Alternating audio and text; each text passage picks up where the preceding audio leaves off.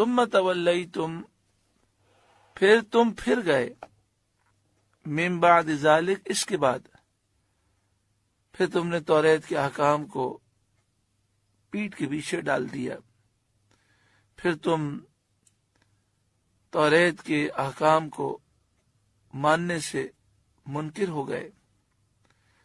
فلولا فضل اللہ علیکم ورحمتہ، تو اگر اللہ کا فضل اور اس کی رحمت تم پر نہ ہوتی، لکنتم من الخاسرین، ضرور تم نقصان اٹھانے والوں میں سے ہو جاتے۔ یہاں فضل و رحمت سے توبہ کی توفیق مراد ہے، اور ایک قول یہ ہے کہ یہاں فضل و رحمت سے مراد عذاب میں تاخیر ہے، اور ایک قول یہ ہے کہ فضل الہی اور رحمت حق سے مراد سرکار دو عالم صلی اللہ علیہ وآلہ وسلم کی ذات پاک مبارک ہے۔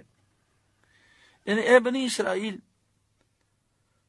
تم نے عہد کیا، پھر جب توریت آئی تو تم نے اس عہد کو فراموش کر دیا، اس کا انکار کر دیا، پھر کوہ طور تمہارے اوپر بلند ہوا تو تم ایمان لائے، پھر تم نے توریت کے احکامات کا انکار کیا، لیکن اللہ تبارک و تعالی نے تم پر فضل و رحمت کو نازل فرمایا، تمہیں مہلت دی، یہاں تک کہ سرکار دو عالم صلی اللہ علیہ وسلم کی ذات مبارک تشریف لے آئی۔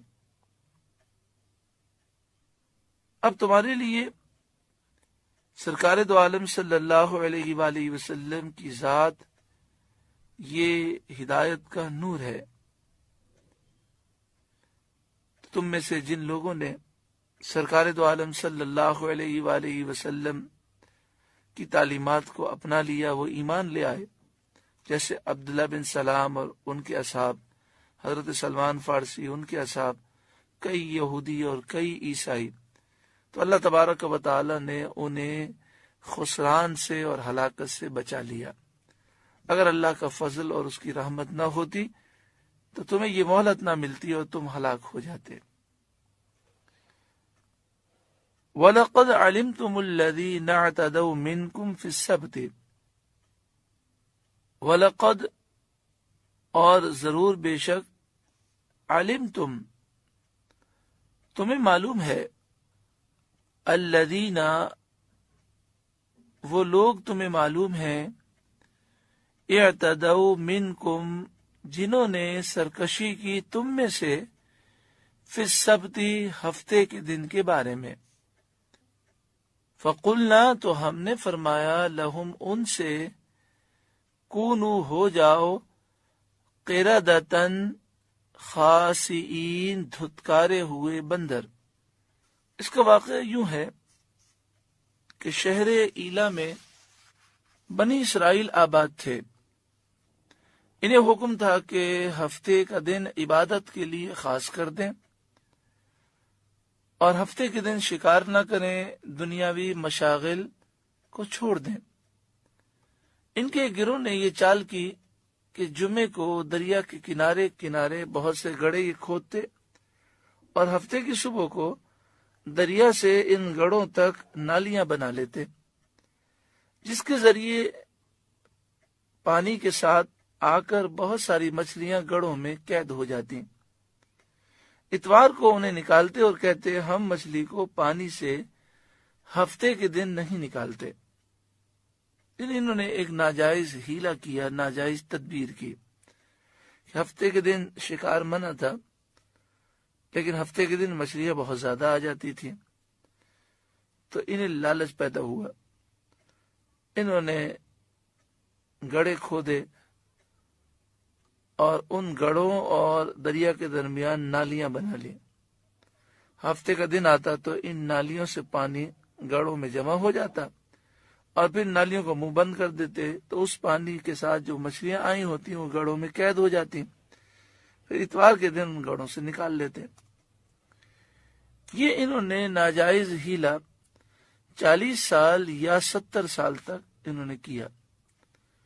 جب حضرت داؤد علیہ السلام کی نبوت کا عہد آیا، آپ نے انہیں سے منع کیا، انہیں سمجھایا کہ گڑھوں میں قید کرنا ہی شکار ہے، اور یہ گڑھوں میں تم انہیں قید کرتے ہو ہفتے والے دن، تو تم ہفتے کے دن شکار کرنے والے ہوئے، اس سے باز آ جاؤ ورنہ عذاب میں گرفتار کیے جاؤ گے۔ وہ باز نہ آئے تو حضرت داؤد علیہ السلام نے دعا کی، اللہ تعالیٰ نے ان لوگوں کو بندروں کی شکل میں مسخ کر دیا، عقل اور حواس تو ان کے باقی رہے مگر بولنے کی قوت ختم ہو گئی، بدن سے بدبو نکلنے لگی۔ اپنے اس حال پر روتے روتے 3 دن میں سب ہلاک ہو گئے، ان کی نسل باقی نہ رہی۔ یہ 70,000 کے قریب تھے۔ بنی اسرائیل کا دوسرا گروہ جو 12,000 کے قریب تھا، انہیں اس عمل سے روکتا تھا۔ جب یہ نہ مانے تو انہوں نے ان کے اور اپنے محلوں کے درمیان دیوار بنا کر علیحدگی کر لی، ان سب نے نجات پائی۔ بنی اسرائیل کا ایک تیسرا گروہ تھا، اس نے دیکھا کہ یہ مانتے ہی نہیں ہیں، تو پھر انہوں نے نصیحتیں کرنا چھوڑ دیا تھا، خاموش ہو گئے تھے۔ اب ان کے بارے میں یہ اختلاف ہے کہ کیا وہ بچ گئے یا وہ عذاب کا شکار ہوئے۔ صحیح تحقیق یہ ہے کہ اللہ تعالیٰ نے انہیں بھی نجات عطا فرمائی۔ یعنی بنی اسرائیل کے اس گروہ کے 3 طبقے تھے۔ ایک تو وہ 70,000 جو ناجائز ہیلا کرتے تھے، وہ ہلاک ہوئے، اور باقی 2 گروہ تھے، ایک نیکی کا حکم دیتا تھا، برائی سے روکتا تھا، اور دوسرا نیکی کا حکم دے چکا، برائی سے وہ روک چکا، لیکن جب اس نے دیکھا کہ یہ اب مانتے ہی نہیں ہیں تو پھر انہوں نے خاموشی اختیار کی۔ تو چونکہ وہ بھی نیکی کا حکم کا حق ادا کر چکے تھے، تو اس وجہ سے دونوں گروہوں کو اللہ تبارک و تعالی نے نجات عطا فرمائی۔ اس واقعے میں بہت سی نصیحتیں ہیں۔ پہلی نصیحت تو یہ ہے کہ یہ بنی اسرائیل کے جو لوگ تھے یہ مسلمان تھے، اور انہوں نے اللہ کے ایک حکم کی نافرمانی کی تو اللہ کا عذاب آیا۔ حکم یہ تھا کہ ہفتے کے دن شکار نہیں کرنا، انہوں نے ایک اس کا ناجائز ہیلا نکالا اور وہ برباد ہو گئے۔ قرآن پاک کی اس آیت میں عبرت ہے ہر اس شخص کے لیے جو قرآن پاک کو مانتا ہے۔ مومن کو چاہیے کہ وہ گناہ نہ کرے، کہ گناہ کی نحوستیں انسان کو برباد کر دیتی ہیں۔ دوسری چیز، نیکی کا حکم دینا، برائی سے روکنا ضروری ہے، چاہے کوئی نہ مانے پھر بھی یہ عمل جاری رکھنا چاہیے۔ اور تیسری چیز، انہوں نے بیچ میں دیوار کھینچ لی، انہوں نے بستی اپنی الگ کر لی کہ بھئی تم اللہ کے نافرمان ہو، ہم تمہیں سمجھاتے ہیں تم مانتے نہیں ہو، تو کہیں تم پر جو عذاب آئے اس میں ہم گرفتار نہ ہو جائیں۔ تو انہوں نے ایک دیوار کھینچ لی اور انہوں نے اپنے گھر دوسری طرف کر لیے۔ تو اس سے معلوم یہ ہوا کہ جو اللہ کی نافرمانی کرنے والے ہوں، دین کے باغی ہوں، ان سے نیک لوگوں کو دوری اختیار کرنی چاہیے۔ ہاں، اس دیوار کے بیچ میں انہوں نے ایک دروازہ رکھا تھا، اس دروازے کے ذریعے یہ جاتے تھے اور انہیں نیکی کا حکم دیتے تھے، برائی سے روکتے تھے، انہیں سمجھاتے تھے۔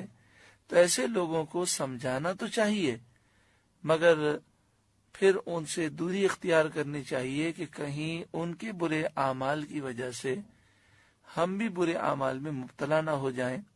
اللہ تبارک و تعالی ہم سب کو عمل کی توفیق اور سعادت نصیب فرمائے۔